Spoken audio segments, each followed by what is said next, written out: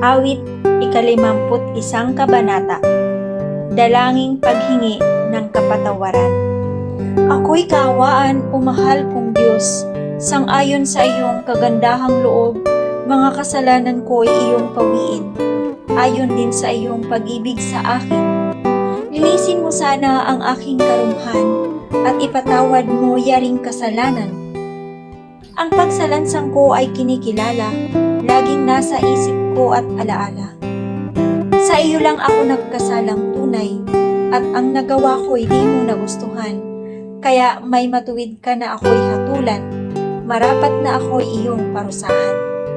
Ako'y masama na buhat ng iluwan, makasalanan na nang ako'y isinang.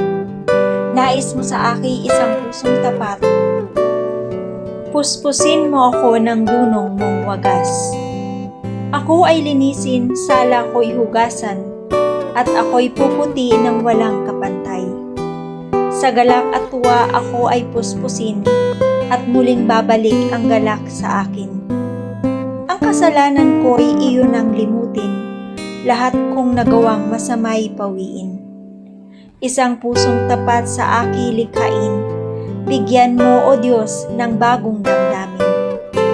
Sa iyong harapay wag akong alisin, ang espiritu mo ang papaghariin. Ang galak na dulot ng iyong pagliligtas, ibalik at ako ay gawin mong tapat.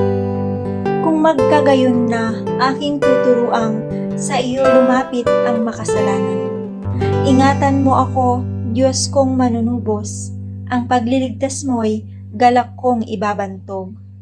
Turuan mo akong makapagsalita at pupurihin ka sa gitna ng madla. Hindi mo na nais ang mga panghandog, sa haing sinunog di ka nalulugod. Ang handog ko o Diyos na karapat-dapat ay ang pakumbabat pusong mapagtapat.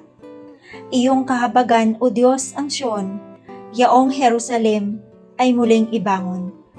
At kung magkagayon ang handog na haing dala sa dambana, turong susunugin, malugod na ito'y iyong tatanggapin.